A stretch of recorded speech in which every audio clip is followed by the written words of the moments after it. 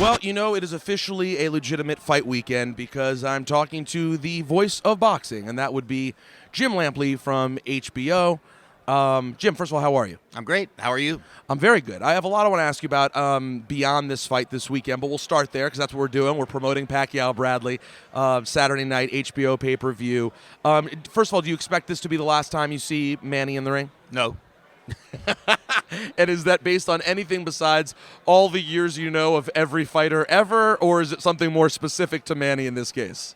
I am holding up a visible symbol to you of why I believe Manny Pacquiao is not fighting his last fight. And that visible symbol is the small wad of dollar bills and larger bills that I carry in my back pocket. And what I'm saying to you is there's simply way too much money still to be made in Manny Pacquiao's career for him to be exiting boxing at this moment. And he's always found a way to juggle a boxing schedule with his political schedule in the past. So I rather doubt that he's not going to be able to find that in the future if and when he wants to fight again. I talked to Bob Arum yesterday, who definitely was expressive with his frustration about the Pacquiao controversy, not only because from a social and political standpoint, Bob seemed to be offended by it, but also from a financial standpoint that it seemed to take a hit. How much of a hit do you think there is on Manny because of the, to put it mildly, off-color remarks that he made about the gay community? I wouldn't want to try to quantify what that's going to mean to the pay-per-view buy rate or what it has done to his eminence and reach as a fighter. I did a commentary at the end of my last episode of The Fight Game, which pointed, also on HBO. Yes, fantastic. Which pointed to the fact that I'm absolutely certain, over the course of my 30 years of calling fights, that I have covered at least a dozen or more prominent prize fighters who were gay.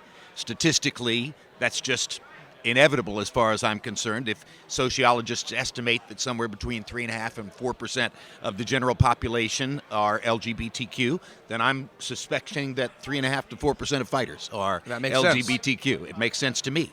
And then throw in the number of fans. And I don't think your gender identity has anything to do with whether you appreciate sports or fall in love with particular competitors or root for them to win. And I think that if you were to look for what sport has the most gay fans, I have a hunch it's boxing, because it's personal, it's intensely psychological, it's face-to-face. There's a lot that goes into my perception with regard to that. So I think that to a certain degree, he contaminated his own landscape by saying the things that he said, and I don't think he realized that. I don't think he thought about it at all. But I think that he owes a clearer, more direct apology to all the people involved in the boxing world whom he insulted with that particular statement, not to mention fans and the general public and people who don't really care at all what Manny Pacquiao thinks. So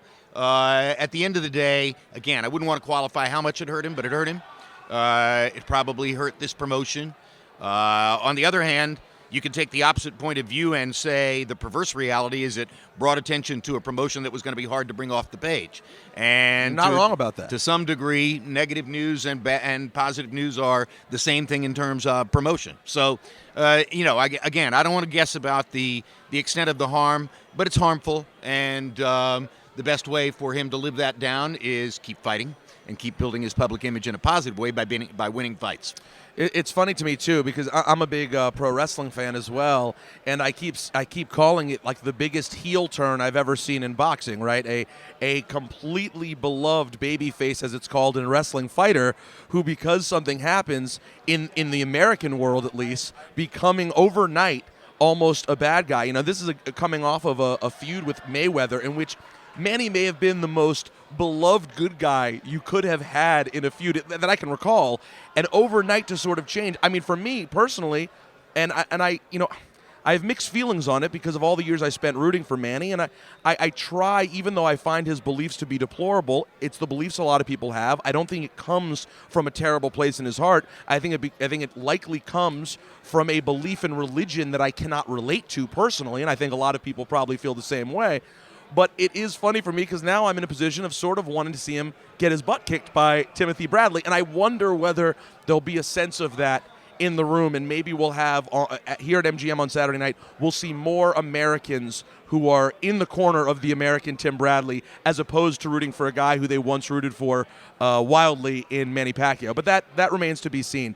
I want to talk to you about... Let me just say one thing. That was a lengthy and involved statement, and I agree with everything you said. Oh, well, thank you very much, Jim.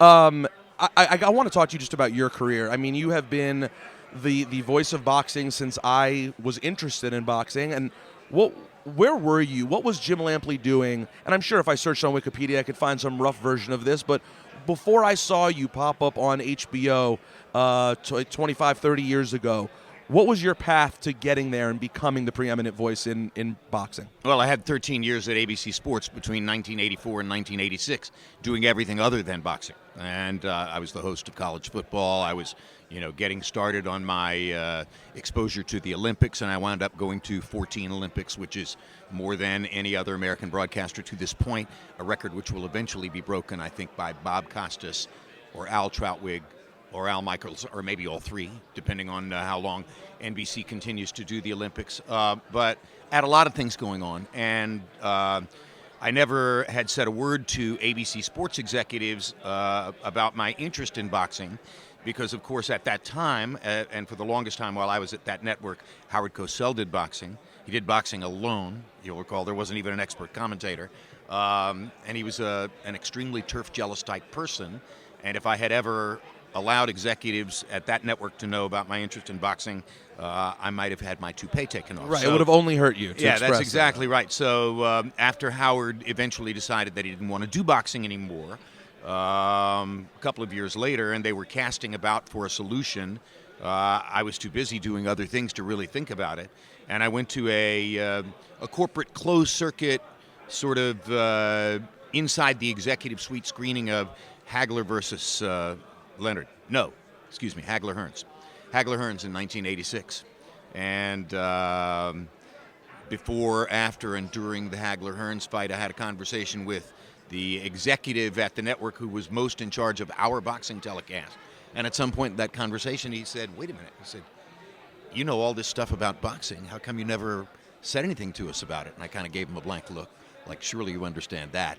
And eventually they asked me to go call a boxing match into a tape machine to see whether I was the person to take over as the blow-by-blow person at ABC.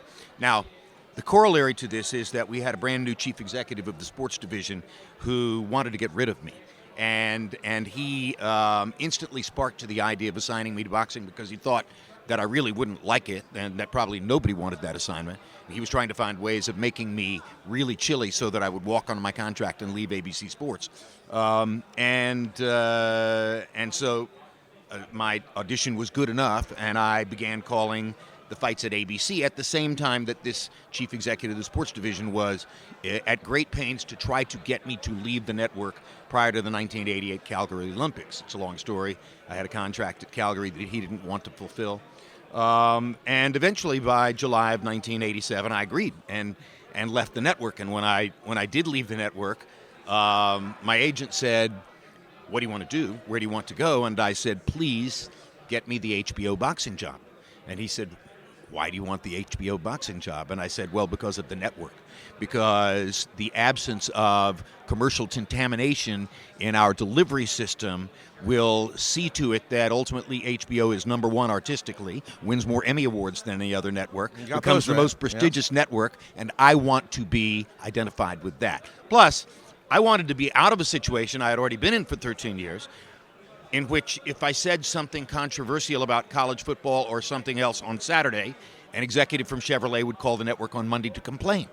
If you do that at HBO, there is no advertising executive who's calling the network to complain. Just subscribers to worry about. Exactly right. So that was my preference. That's what I wanted to do, and that's why I've been calling boxing at HBO for nearly 30 years. At some point, we'll have a longer conversation. I think you are, and this probably goes without saying, but as a broadcaster myself, I do Hot 97 in the mornings, I do ESPN in the afternoons. Truly, you are one of the greats to ever do it. It is fantastic. It is almost like this wonderful, reassuring voice in all of our lives when you turn on a big fight and you hear Jim Lampley calling it. So thank you for everything you do, and we look forward to hearing it on Saturday night. This is my birthday. Thank you for the birthday present. It's a very kind thing for you to say. Happy birthday, Jim. Thank you so much.